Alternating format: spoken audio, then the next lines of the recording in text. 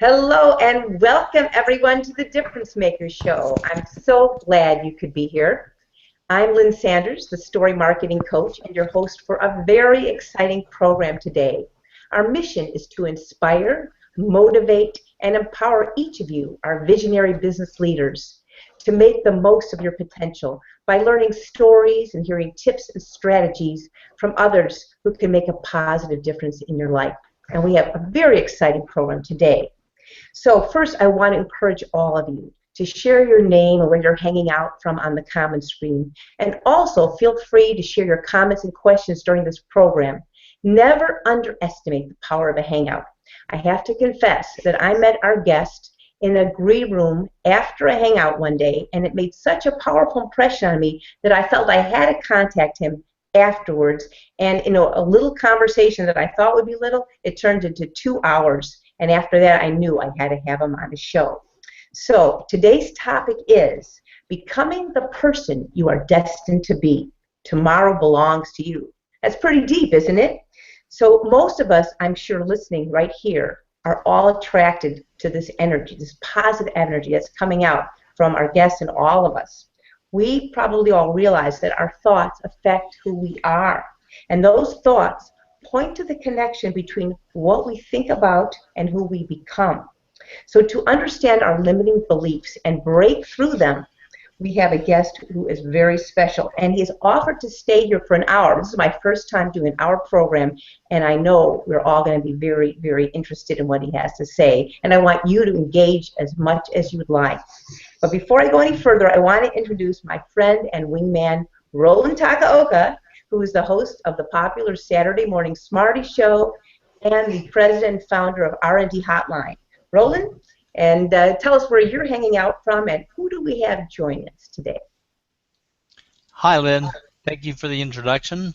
I'm from Southern California, and it is sunny Southern California. It was really nice weather.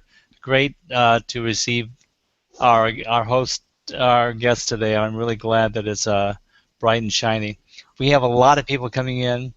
Aline Boundy, Marcus Dieterle, Cindy Luke, Ron Harvey, Bert Kepner, Phil Aston, Gary Whalen's there, Leela Martin, and a lot of other people just all joining us right now. I'm so excited to have all of you here. It really means a lot to me, and I know you're going to get a lot out of our guest, Dave Moore. So let me give you an introduction. I'll make it brief because he has a lot of great credentials and a lot to share. So Dave Moore is the founder and creator of HPT-Transformation and Regeneretics. And he's coming to us from London, England, which is very exciting as well.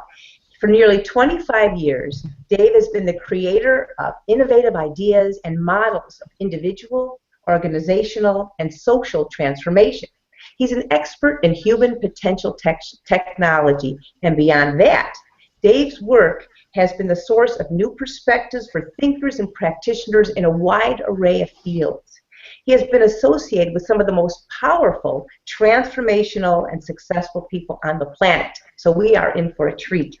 Not only that, Dave himself has learned to attract abundance in all forms, and he will be providing us with his wisdom on how to transform our lives personally, professionally, or both. So I'm ready for this event. Are you? Without further ado, let us all welcome Dave Moore. Dave, take it away. How are you doing today? Oh, I'm very well. I'm glad to be. I'm just wondering whether we should close the show now because I don't know how I can top that. Well, I had to give you a good introduction, Well, first, Wow. I realized after I posted the comments and I posted a promo about this show that I didn't even explain what does HPT transformation mean and what is Regeneretics. So right before we started the show, I asked you if you would please just explain that for everybody. Sure. Well, first, it's a pleasure to be here with you and Roland. I'm honoured by the opportunity, but also the people that have tuned in to watch. It's amazing. There's a lot of people there that I know, so thank you. Human potential technology is really something that's been the cornerstone of my life since I began working for a living. I came from a background that was, I was born in the East End of London, which everybody attributes to a TV program, EastEnders over here, which I think you get in the United States. But it was a tough and very poor upbringing, and I decided that it was no more. I wasn't going to live like that anymore. And I managed to work as a salesman. I began work as a salesman. I managed to work as a salesman, making quite a bit of money. And I managed to pull my parents and my family out of that area. And I've never looked back. In doing that, I spent so many years as a salesman, working on commission only, working for companies, selling practically in every environment, from replacement windows and insurance to cars to timeshare, to, as I said, insurance, cable TV, satellite TV, a lot. And I spent so long dealing with objections and training people how to counter them. But what was always in the background of my mind was that everybody was different. The objections were always the same, but everybody was different. And there was a juxtaposition there, which I could not consolidate. I could not unite that juxtaposition. And it came from some training that I did with Richard Bandler for an NLP practitioner quite a few years ago now, that I realized that objections were state related. The objection is the same, but people give an objection from a context that they're within, a belief, an idea, a feeling sometimes, that it emanates from that. If you change the state, the objection is gone. And it was a mind-altering, like, major shift in my life, that rather than deal with how to counter my product's objections, was to deal with the psychology of people. And then when I started to go further and further into that, it led me into all different sorts of areas and different strands of work, which I was primarily a sales trainer, and I was working for a company I was a national sales trainer. It was Comcast or Telewest over here. I was a national sales trainer, and they would get a consultant in on a national training day to talk about all other manner of stuff, mind manipulation, state management, and I knew all of this stuff, but I wasn't employed to teach it. So that led me to go my own way. And I was flying all over the country with Comcast, and I realized one day when I was flying back from Cyprus, and they give you this little card that says, where did you book your holiday? What newspaper do you read? And it was just a general fact-finding. And one of these questions was, how many times have you flown in the last year? And I realized that I had flown 127 times in a year. Wow. I was doing days here, days in Scotland, days in Jersey, days in Cornwall, and then a week here, a week there. And I thought, this is wrong. I'm doing a lot of miles here, and I never enjoyed it. So I decided to work for myself and choose where I worked and choose what I taught to a company. And in doing that, I started to expand with my learning. And I went to Palo Alto and trained with Tony Burkhan, who is the founder and the godfather of modern firewalking movement. And I learned there how to build the fire, how to monitor the fire, and train people to believe that they could walk on fire. And it was a very, very touchy-feely experience. You know, you prayed to the fire, you gave the fire you knew the fire was powerful, you asked the fire to protect you and all this. And when I got back, I thought, well, this is a state of mind and physics combination. And so we tended to teach it at the end of a 2 or 3 day sales seminar for a breakthrough. And we taught it as a very smacky, punchy type of thing, rather than a touchy-feely. We didn't dance naked around a fire, singing the circle of life and shaking tambourines. We were, you can do this. And so I explained all of the nightmare scenario to people, scared the living daylights out of them, and then taught them the belief that you can do this. And one guy came up to me at the end of this 3-day seminar for a bank in London, and he said, "Have you ever done this for charity?" And I said, "No." You know, and blindly I said, "No, we always want to be paid." And he said, "No, I mean for a charity." And so I investigated that, and we started doing fire walks and glass walks, where you walk on 15 feet of broken glass. We taught people how to do that, and we were doing it for charities. And in a space of about 8-9 years, I think we raised around £1.7 million for charity. Because charities would hire us, we would go provide 2 hours of mental torture and mind-altering training to these people. Then they walked on fire and they raised money. And one night would raise between £35,000 and £50,000 if they got the package correct, if they did everything in the stages that we outlined. And then as I looked at other areas of the mind, neuroscience, psycho-cybernetics, I looked at then at philosophy, and I had my doctorate in psychology. And so I decided that I needed to get a broader scope, and everything seemed to fall into place. It wasn't luck. Luck is something that comes to you looking like it's wearing overalls and it's covered in hard work. It's just something that I wanted to do, and I created the company, the More Consortium, and then it sort of branched into the transformation field, because everybody kept coming up with this idea that they had their mind transformed, and I realised that the transformation of people is what they needed. We now look at the next stage of development of the company. There's a book that I've got coming up in, I think it's February next year. We're a publisher, and it's called Regeneretics. All right, so and it's all about regeneration. Right, that's what I was going to ask. What does so this is really fascinating to know how you evolved. Could you explain what does the HPT stand for tech transformation, and what does Regeneretics mean? You told me earlier it was something you made up. Go ahead. Yeah, I created the word Regeneretics. I think, someone will probably say, "Oh no, I thought about it 10 years ago," but I couldn't find it anywhere, and I knew that the word regeneration was really what it was. It wasn't anything new. It was taking somebody and rebuilding them, a $6 million man type thing.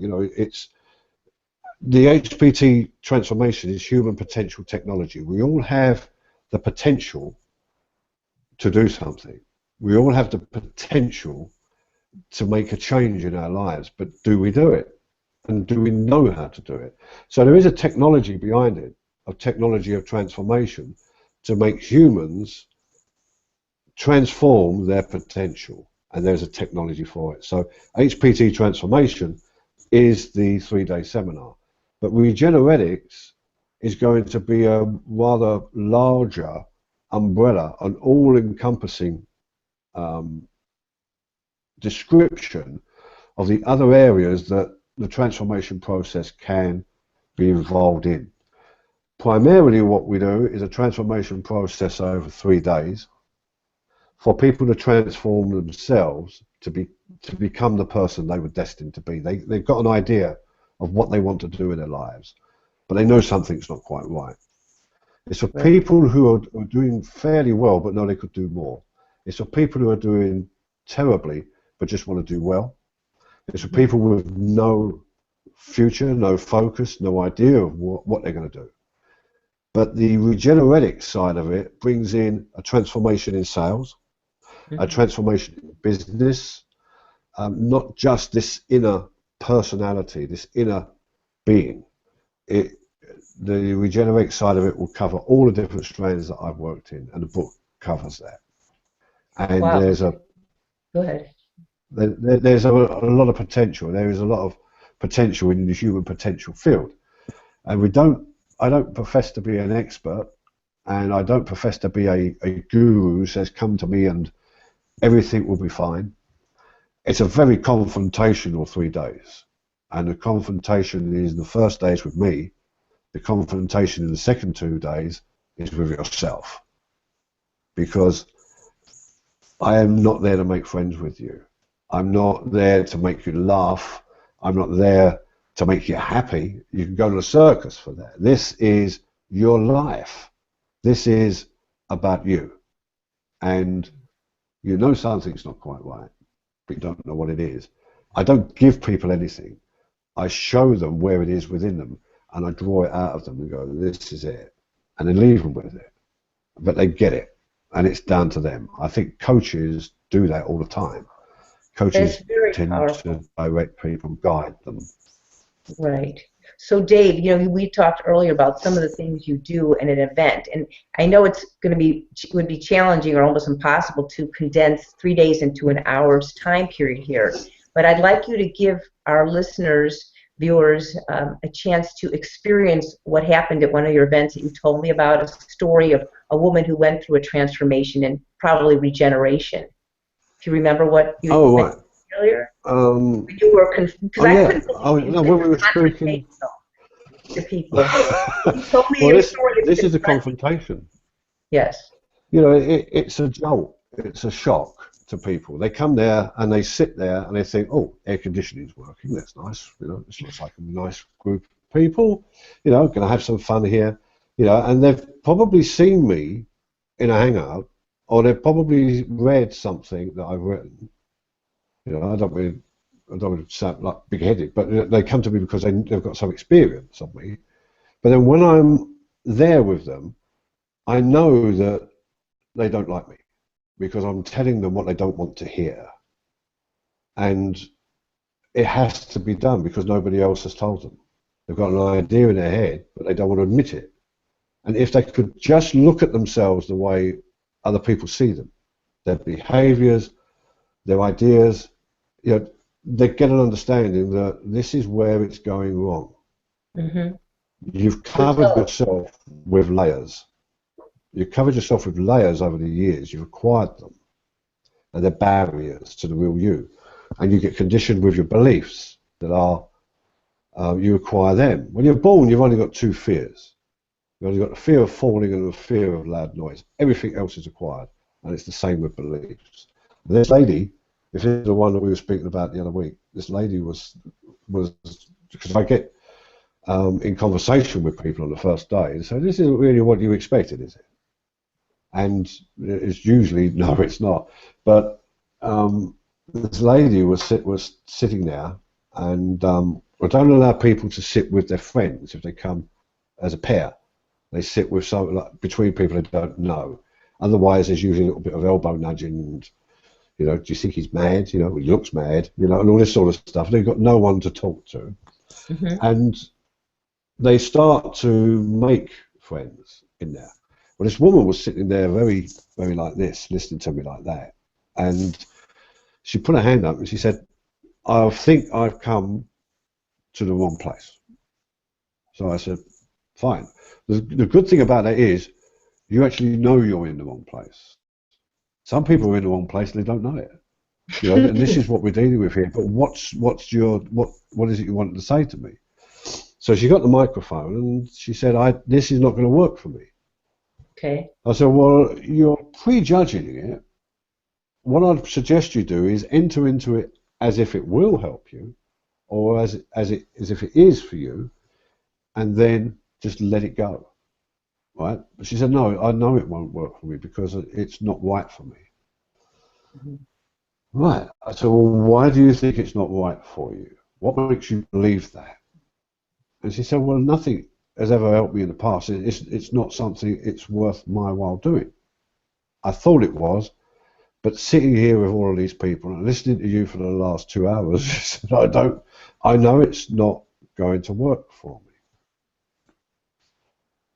I said, right, okay. Well, the good thing about that is you've got certainty there. You know, but you know somehow. Nobody's told you, so you're making a decision. Are you not somebody who makes a decision in your life? Is this a new thing for you? So she said, well, no, I just, look, it's not right for me. I can't do it. I could, I should, but I don't think I'm worth it. Right, you don't think you're worth it? She said, no, because I'm not, it's not, you're wasting your time even talking to me because it won't work. I said, right, would you come up here? So she came up on the stage. And I said, look, you've obviously got something going on in your mind that's worked for you at some point. It was right at the time, but I can tell that this information you're referencing is not right for you now. It might have been right at the time. It was useful, but you're still using it.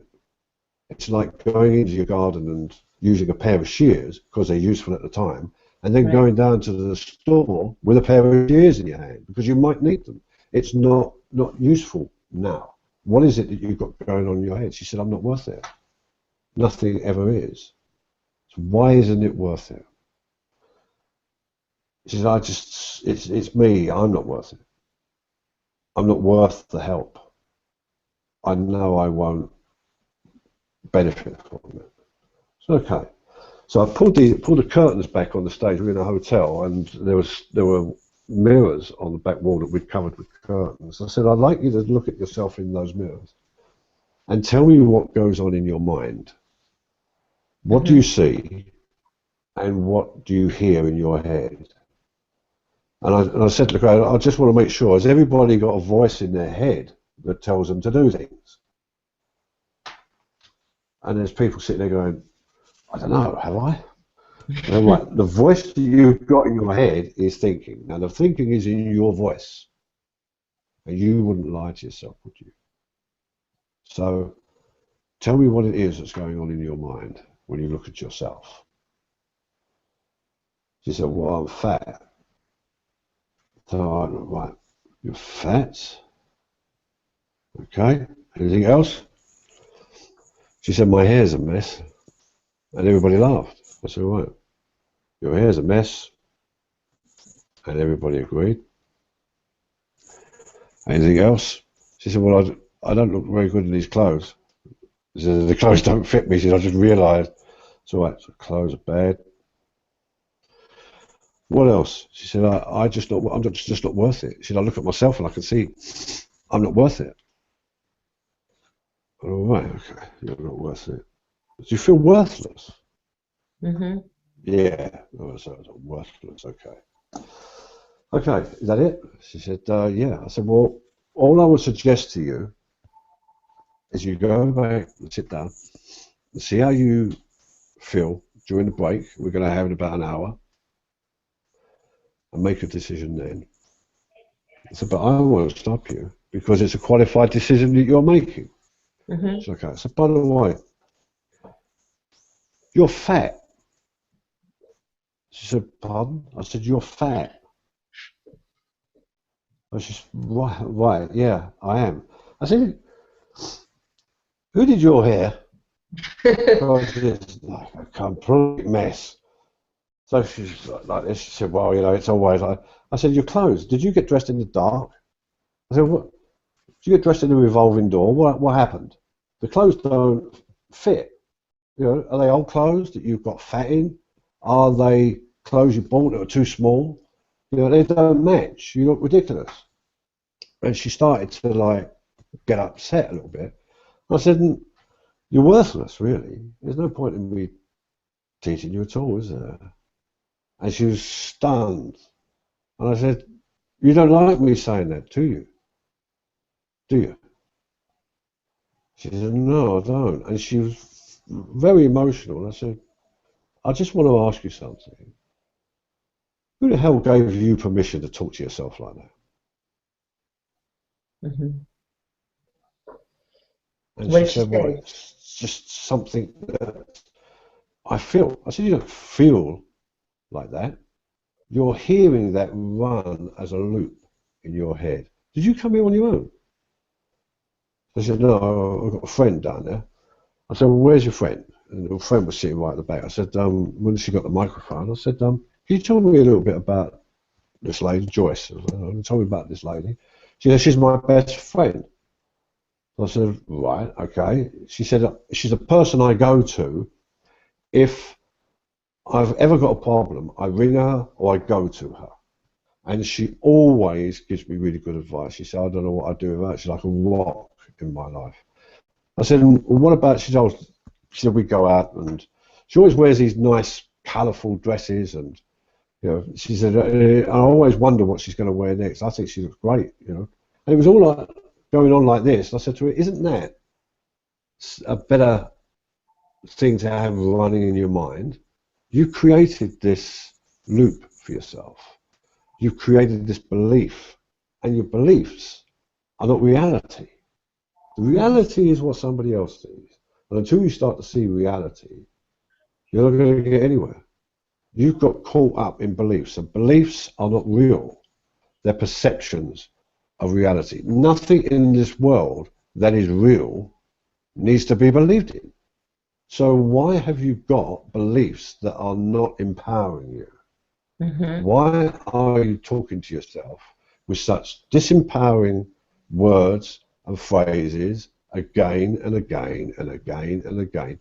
Because I guarantee you will, if you haven't already, believe them. Because that's what you do with beliefs. And she said, well, it sounds too much for me to take in. But eventually, when she went through the program at the end of it, she said it's given me a completely different understanding of myself. Wow. And she didn't have that belief anymore. It's only when when you call somebody on the BS that they're giving themselves, that's when it's a shocker. And the whole part of this first day is to shock people into realization that it's not a comfy, friendly environment. It's a safe environment. And what goes on in the training room stays in the training room. But I'm not one of those, or we are not one of those companies where people say, oh, everything's going to be fine. You're going to have no problem with your life whatsoever. Yes, you are. But the thing is... Yes, go ahead. Sorry, go on. Go on, Lynn. Go ahead. I didn't want to stop you in the middle of your sentence. I was just going to say, the difference is your life is and always will be a roller coaster. It's always going to have its ups and downs. And the people tell you, oh, you follow me. You come and see my seminar. You read my book. You buy my 15 DVD set. And then when you get to the end of it, you've got to buy another 15 DVD set to understand the first 15 DVDs. They say your life will be as great as mine. You will have a perfect life after this. No, you won't. Accepting the fact that life is a roller coaster that goes up and down, is the best thing that you can do. Right. But the difference with this is, at the end of the seminar, you get to sit in the roller coaster car instead of being tied to the tracks and have it roll over you. You become in control of how you react to this roller coaster life. Wow. Well, I'm going to pause right moment there, Dave. I love what you just said about that you are sitting in the car instead of letting it roll over you. That was really powerful. We have a number of comments and I think even some questions from our audience. So I'm going to ask Roland now to share some of them with us. Rain Dow. Hello, Rain. You wrote here, thank you for commenting, Roland. Taco. Oh, that was a different one. I cleared my schedule to watch the HOA. I noticed it's hard to talk to you and look at the side of what comments are coming in, but I believe we had another person questioning, Roland, about why you have to do this method. I don't know if you found that, Roland. Why do you have to shock someone? Isn't it easier to do a softer approach? I don't know if you can find that, Roland. I saw it come by one of our guests. No, just on hand, I've got these comments, and I'm trying to highlight the ones that show them.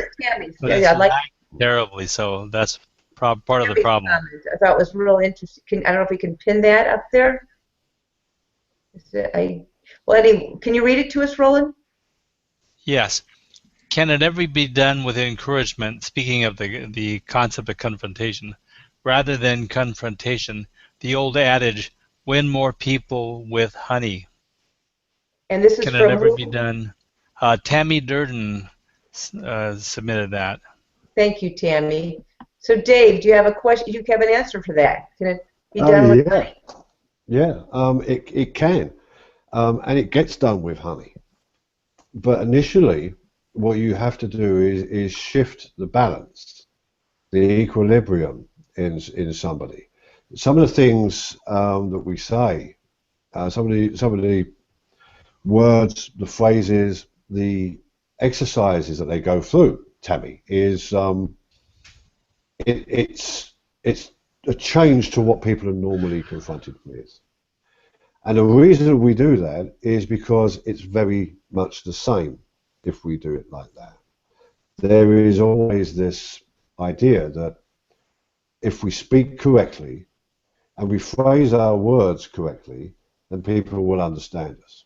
But what I've discovered, and I'm not alone, but I think I've discovered, like a lot of people have, is that when you are speaking to people, or if you're speaking to people en masse, if you say something that isn't quite grammatically correct, if you say something that's quite random, the conscious mind will cough on it. It'll be startled. But the message that you follow it up with slips under the conscious mind into the unconscious, and you've got it. It's just that your conscious mind may block what you're attempting to put across to people because of protocols that it's acquired, just like beliefs, just like fears, it's acquired it. And there is a protocol that everybody sits within, which is you pay money, you go and see somebody, and they talk to you nicely, and you come out feeling all wonderful. Life isn't like that. And we go on a siege mentality to the conscious mind. The unconscious will accept it, but the conscious mind has to be diverted past. You have to get around it. We have to go under the wire or over the fence, past the conscious mind to the unconscious. Great. The only way to do that is put people on the wrong foot at the very beginning. One of the exercises that we do, I'll tell you briefly, is that I ask people, are you 100% happy with your life? If you are, put your hand up. If you are 100% happy with your life, your relationships, your bank account, your business, the holidays you go on, your partner, everything. If you are 100% happy with your life, put your hand up right now. And nobody puts their hand up. But a lot of people would say, okay, well, let's deal with that. But I don't. I just, look, this is the first half an hour of a 3-day program. And already you're all lying to me. Because worse to that is you're lying to yourselves. And I know you are, because none of you have put your hand up for that. And the reason I know that you're lying is if you weren't happy with your life, you would have done something about it. So you are quite happy with your life. And the only reason you're here is because you know something is wrong. You just can't pinpoint it. You can't find out what it is. There's something going wrong. That's the way that we deal with it. It's just very open and very honest. And we don't tell people it's all going to be happy and funny and fairies and elves everywhere. It's not. It's real life, and it has its ups and downs. They're right in their face. Yeah, Roland mentioned there's some other comments here, so I'd like to share them. Would you please share them with us, Roland? Yeah, we have a malfunction on the share, so unfortunately I'm not able to show you the comments directly, but Rain and Tammy Durden both keyed in on a very important one, and to basically both of them say that they're catching the quote that Dave made about who gave you permission to talk to yourself like that, and the question of people talking to themselves like that, and they agree. That's really an important thing to bring up, that people are speaking to themselves in that kind of language. So I wanted to make that clear. There are a lot of people keying on that. Yeah, I think it's right. common. I don't even know why that is, Dave. That a lot of us, myself included, tend to think negative thoughts about oneself. But if we were to hear someone else say that about us, we would get very offended, and yet we do it to ourselves. Do you have an answer for that? Yeah, there's a big market. People are making a lot of money and people are getting a lot of followers out of just saying to everybody, be positive. Yeah, and be positive is what? What's be positive? It's a blood group, isn't it? Be positive. You know, if you're going to be positive, think positive. Great, I'll think positive. I'll think positive. I'll think positive. And while you're sitting there thinking positive, the bank are going to foreclose on your home. You know, your garden's going to get overrun with like dead plants. You know, your money's going to drain out your bank account. But I'm positive. Well, being positive isn't it? And talking to yourself in a positive manner is fine, as long as you eliminate talking to yourself negative. You know, because that talking to yourself negative is sometimes still in there. You know, Right. it's all very well having be positive, think positive thoughts. Great, that's fine. But what you focus on is the area that you're going to spend most of your time in. So just forget about the negative thought. You know, you should have this idea that as soon as you get a negative thought in your mind, something that's not going to serve you, something that's not going to empower you, something that's not going to take you another 100 yards, something that's not going to make you and impel you forward, you know, you've got to get rid of it and And see I'll it read for what it that. is. So Don't can just disregard it. See it for what it really is. It's like fears. Inside every fear is something very useful. It's like people saying, "Well, I've got no fear of heights. I don't believe it." Yeah, fine, but you should have a fear of heights because you could fall off. But you should learn how to control it. Inside everything is something that you can use. Inside every fear, inside every belief that you think you've got, inside every internal dialogue, you've got to look at why. Why am I thinking this? And what backs this up in proof? Because the reality is the thing. Your reality doesn't give a damn about your beliefs. And if you believe that something's going to go wrong, guess what? it's going to It's go going to go wrong. right, and you're going to. Well, it may go right, and you're going to be what? Horribly surprised that you succeeded because you're focusing on the negative, and you've just got to disregard it and see it as it's not going to serve me. Hmm. You know, I'm not going to get anything from that. Focus on the positive stuff. Doesn't mean it's going to automatically work like this law of attraction. You know, you think of something that you want, and then you sit on your bed for 4 days waiting for the Rolls Royce to turn up. It Well, doesn't work like that. You've got to there are do more some steps involved, action. obviously. Yes. 60% of the word attraction is action. So you've Ah, got to take some action to make this work. You know, exactly. it's like the guy that's got no money goes to church, prays that he's going to win the lottery, doesn't win it, goes next week, prays he's going to win the lottery, doesn't win it. Third week he goes, prays he's going to win a lottery, and then there's a big thunderclap, clouds everywhere, a big bolt of light coming down, and the voice of God says, Fred, meet me halfway. Buy a ticket. You've got to do Great. something. Okay. Yes. That's great. Let me pause for a moment, Dave. We have some more comments coming in. Roland, would you be able to share them with us? Yes, Preston Odenbrett asks a Hello. question to Dave. Does Okay. this have a lot to do with NLP? I do believe that you believe in your heart first is what you actually say to yourself. So Dave does Right. this. First of, yeah, go on, son. Go Yeah. ahead. Can you answer his question? Yeah, I was just going to say hi to Wayne, Tammy, who I know, and Preston. I haven't spoken to for quite a while. We go back a fair amount of time, and I'm so honoured that people that I know on Google are here. Means a lot to me. Preston, it's the NLP side of it is a little bit like applied common sense. You know, and common sense isn't all that common anymore. Hmm. We have to look for common sense sometimes. NLP is a lot about your belief in yourself, your abilities in yourself, how you reference things. The map is not the territory. So you're looking at the map of an area, but that's not what the area is like. it directs you to thinking that you need a reality of the area.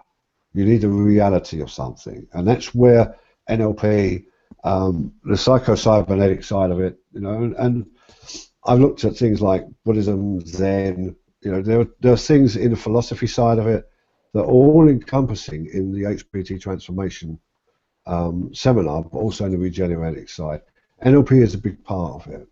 Understanding that whoever has flexibility in any situation controls that situation. And if you have flexibility in your own mind, you've got no fear of being wrong. You've got no fear of getting things incorrect. You've got no fear of saying, because we're human. So many people say, listen to me and I'll make you, because they purport to be something other than a human. They purport to be perfect. Your life will be perfect if you follow me. Your life will be perfect if you follow this course. Your life will not be perfect. I'm not perfect. I have fears. I have, concerns about things, but I know how to handle them. And everybody that comes to the seminars or will read the book will understand that it won't make them like this. It will show you how you could be if you want to be. It's like motivating somebody. You cannot motivate somebody unless they want to be motivated. You cannot rehabilitate prisoners, as when I spent some time in the prison system teaching people the transformation program to test it out in a harsh environment, excuse me. You can't rehabilitate prisoners unless they want to be rehabilitated. So you've got to get buy-in from somebody. But when somebody logs on to a hangout, somebody buys a book, they're bought in, there's something there, and you have to grab it. Just so everyone knows, could you explain what NLP means? I know it, but some people may not know what that means. In 1977, Richard Bandler and John Grinder created this psychological program called neuro-linguistic programming. Excuse me.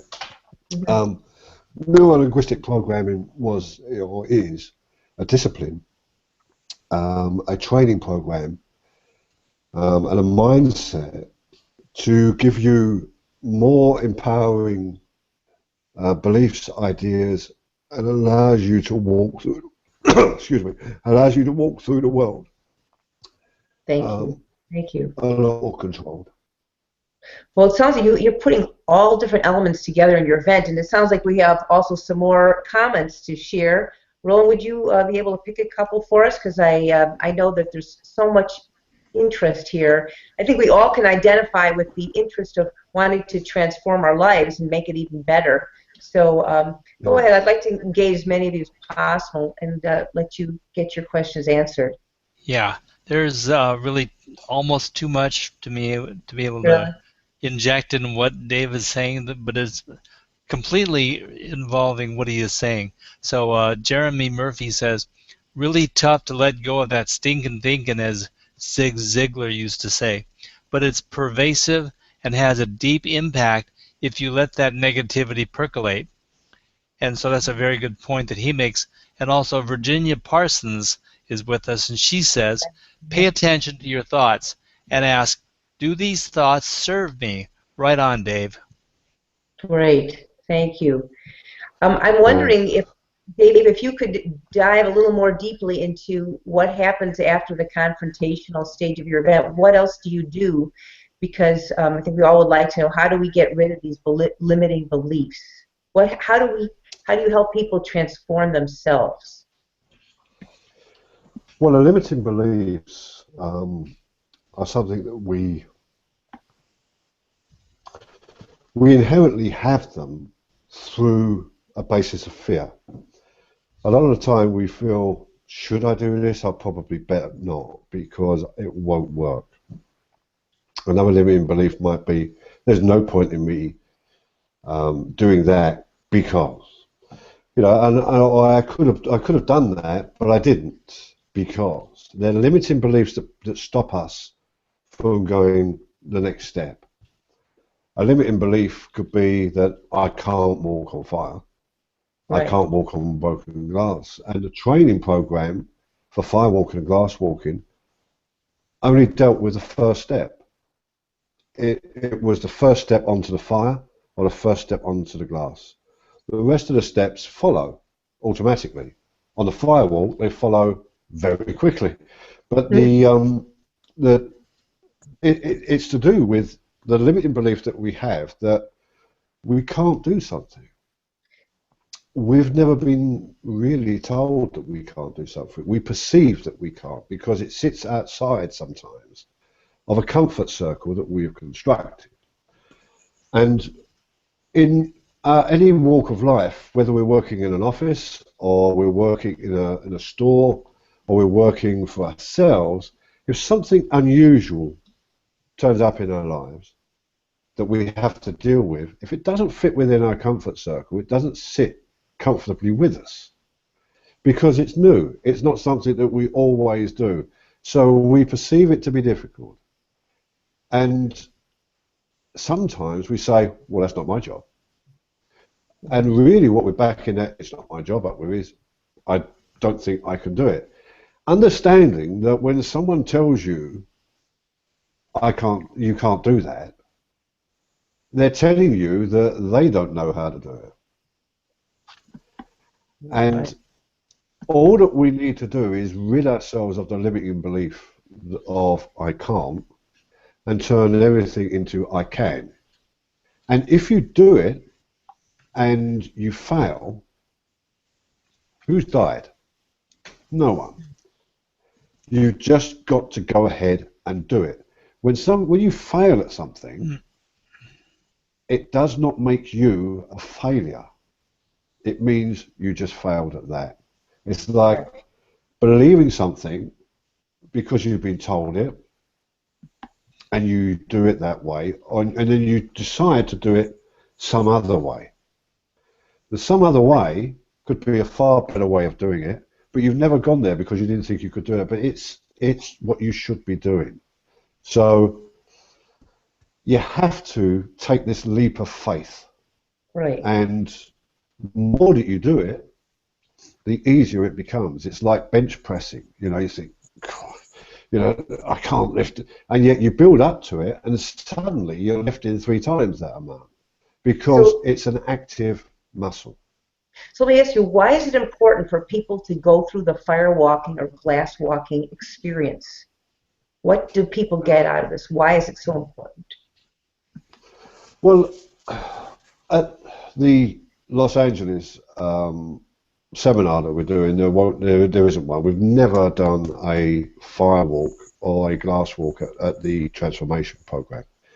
But in November, because it's a good, dark, cold time of year in London, it's a great time to do one. So there will be the fire walk for about 300 people afterwards.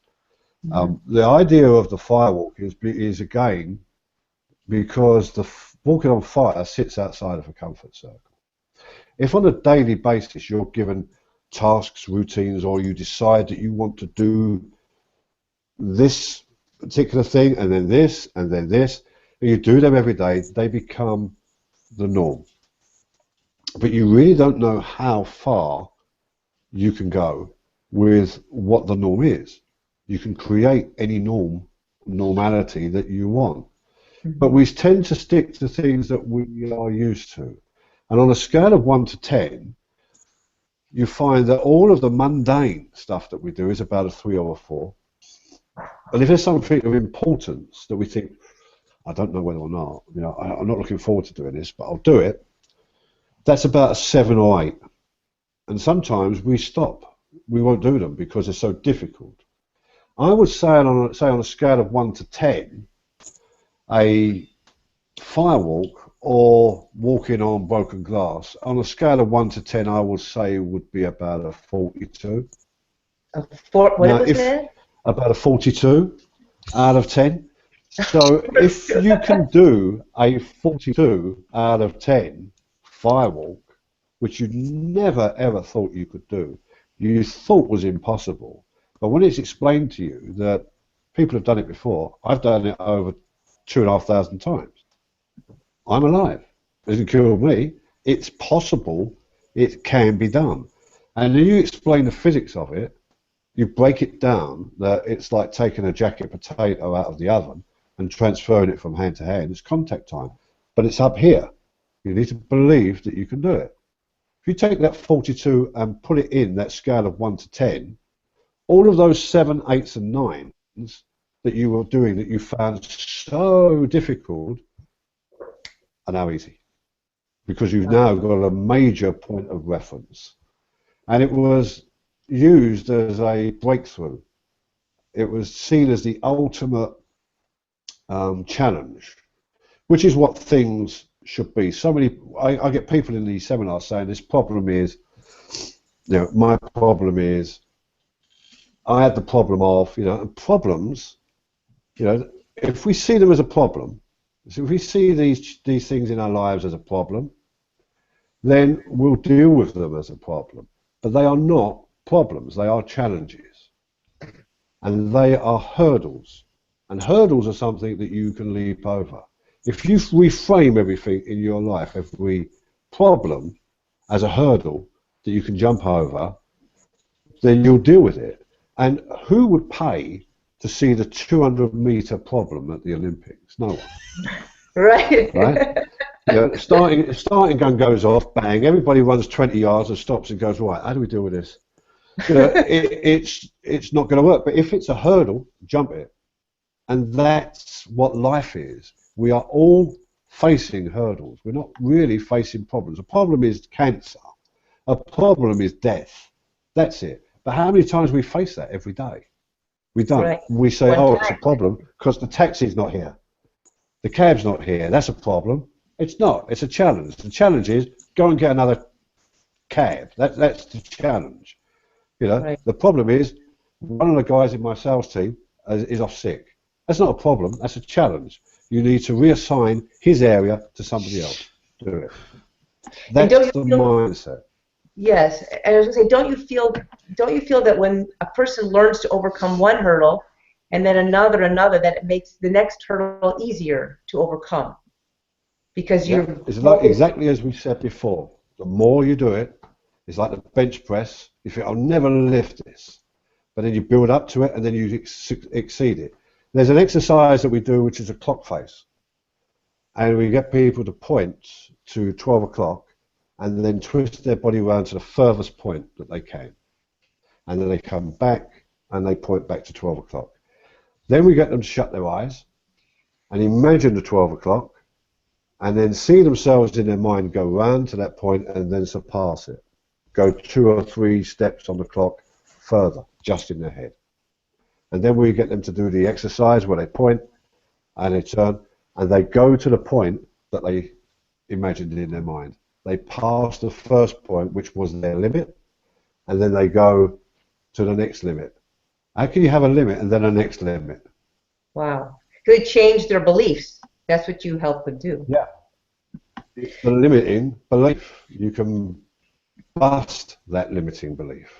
Great. We only have like 6 minutes left. I wanted to see if Roland would like to share any other questions or comments or suggestions from our audience. And then I want to let you all know that Dave has agreed to go into the green room after this for a few minutes so that you can have a chance to personally engage with him and talk to him. And he also has a surprise that we're going to talk about in just a few minutes. So, Roland, would you be kind of take a look at the comment tracker and let us know if there's any other thoughts that you'd like to share from our audience? Plenty. Everyone seems to have something to say, Dave. Preston Odenbrett says, great answer. Thanks, Dave.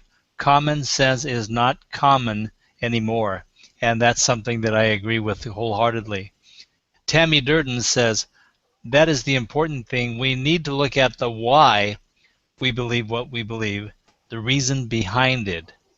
And Jeremy Murphy comments, problems are opportunistic challenges. Jump over the hurdles over and over, Dave Moore. Thanks a lot. So people are absorbing what you're saying and they agree, and you're making a lot of sense, even though it's not common to everybody. Definitely. You know, Right. Dave, there's so much to say, and it's hard to capsulize everything in just a few minutes here. But I'd like you to share what you think would be most important in our remaining 5 minutes for people to learn to break through their limited beliefs and have a transformation. What are the key elements? You mentioned confrontation that you do during an event. What other elements would be important for people to recognize? Well, I think what one has to understand, and what we ask the groups, the attendees at the seminar is, you've all got limiting beliefs. How are they for you? Do you like them? Do they serve you? Do you get anything out of them? Because if you don't, why do you keep using them? You know, it's like having a pair of scissors in a drawer that don't work anymore. Why do you keep them? Mm. You know, why do you keep using something that's not serving you in your best interests? I've got no issue or challenge with fears. They come from somewhere. There's a reason why you've got them. Beliefs, limiting beliefs or whatever. You know, a guy says, I don't believe in gravity. Fine. I don't care. You know, go up the 4-story building and jump off. You know, just before you hit the ground, you go, I believe in gravity.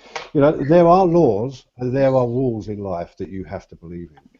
But the stuff that you create in your own mind, in the privacy of your own head, and some people, it's the rabbit at the controls of their life, you know, because you think, why are you believing all it? Because they said, my life is going nowhere, you know. Well, when you told me what it is that you believe in, I can see why.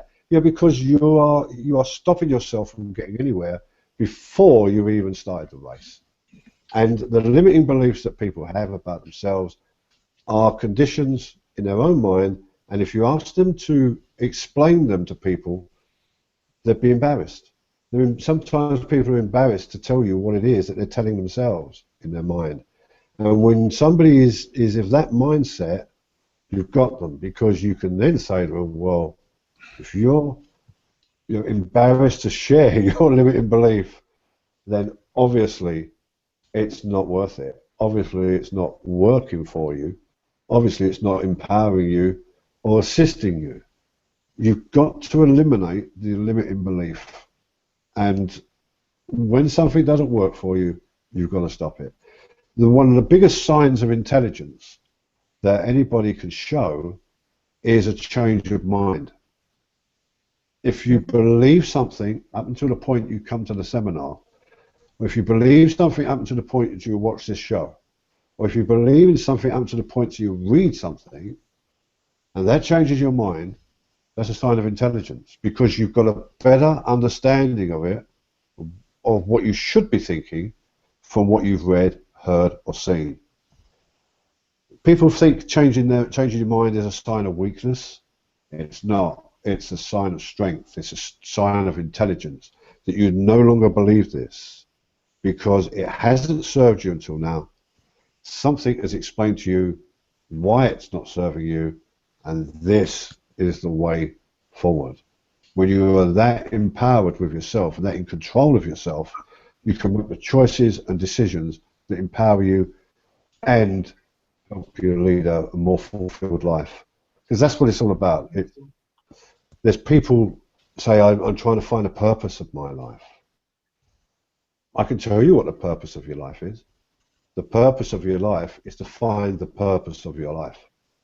Oh, I love that. Say that That's again. the purpose. That's a really important. The purpose of your life is to find the purpose of your life. And when you find it, you'll know it. You know, it's not going to be found in your limiting beliefs. It's going to be found out there.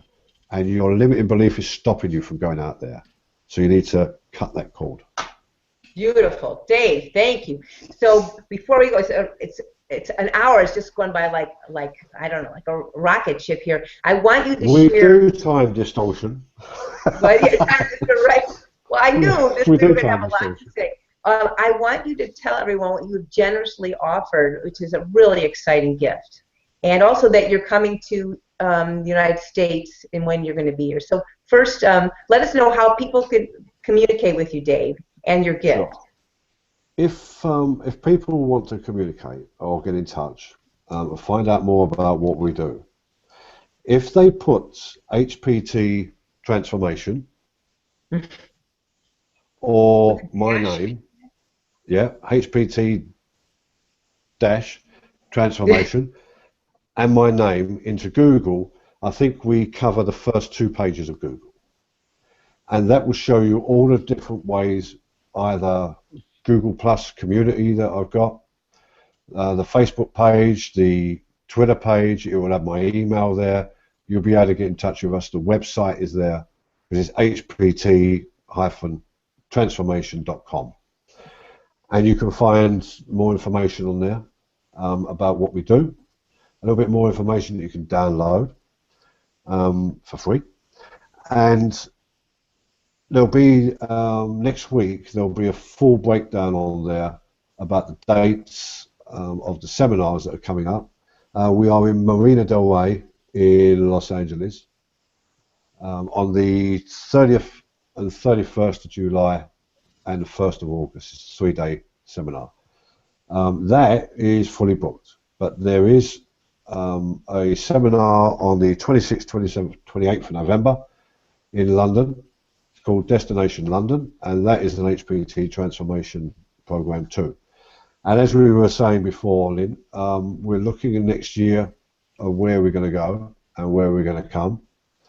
And it's either going to be one or both, Boston and Chicago. I would love Chicago. Yeah, we've done Seattle and we're doing Los Angeles, but we're looking at Chicago and Boston. And I think we'll probably do one in Canada if we can get up there as well. And what about? But, you know, those. Sorry, go on. I know. I'm getting conscious of the time. What about the gift that you are offering people? That's very special. Sure. At the seminar, all the attendees get an ebook. It's 150, 160 pages, I think. It's some of the teachings from HPT Transformation. Each one is a page, and it's a framework of a page of text that is one of the teachings. Then there's another page. They don't go over, so you can read a page a day or whatever. That's given to every attendee at the seminar with something called a little book of HPT. That's a smaller one. Both of those are going to go on sale to people if they want to buy them, and they'll be up on the website with the CD course, which is not a course, but a CD overview of one of the seminars. That's highlights of the seminars. That's 10 CDs. But if anybody wants to in the comments stream, just write, I would like one. I will send you tomorrow a free copy of the teachings of HPT and the little book of HPT, and they're both in PDF format. So it's a very simple thing to look at on screen, print, download, do whatever you want with. But that is yours free if you just put I would like one in the comment stream, and then I'll connect with you on Google Plus and send it to you. Thank you, Dave. That's very generous of you.